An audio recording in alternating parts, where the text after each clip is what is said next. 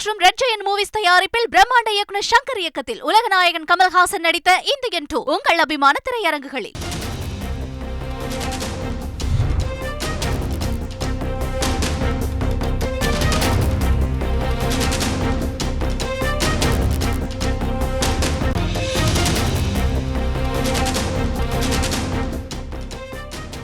அண்மை செய்தி.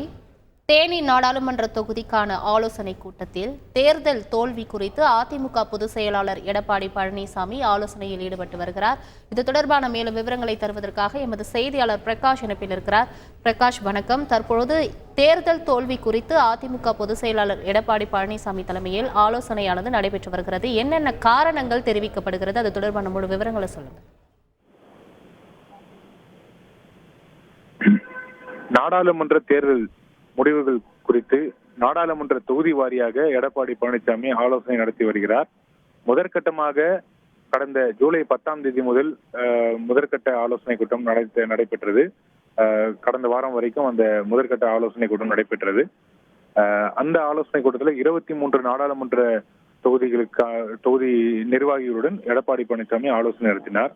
2ஆம் கட்ட ஆலோசனை இன்று முதல் வருகின்ற ஆகஸ்ட் 5ஆம் தேதி வரைக்கும் நடைபெறுகிறது.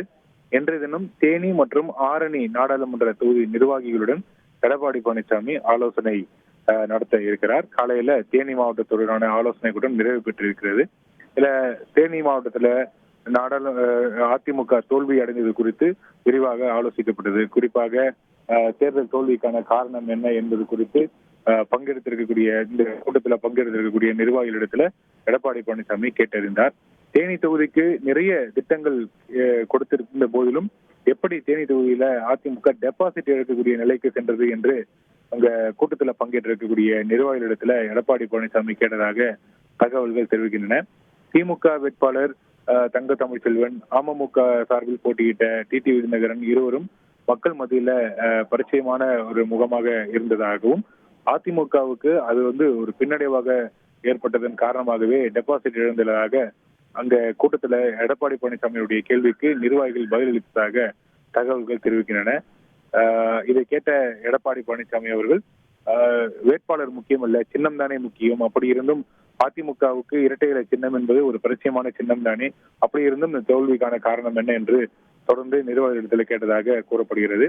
இதே போல நிறைய இடங்கள்ல கிளை செயலாளர்கள் நியமிக்கப்படாமலும் முறைப்படுத்தப்படாமலும் இருப்பதாக நிர்வாகிகள் தெரிவித்த குற்றச்சாட்டுகளை ஏற்றுக்கொண்ட எடப்பாடி பழனிசாமி இந்த பிரச்சனைகள் எல்லாம் உடனடியாக கலைந்து உரிய நிர்வாகிகளை நியமிக்க வேண்டும் என்று வலியுறுத்தியதோடு 2026 சட்டப்பேரவை தேர்தலுக்கு தயாராகக்கூடிய வகையில அனைத்து நிர்வாகிகளும் கடுமையாக உழைக்க வேண்டும்.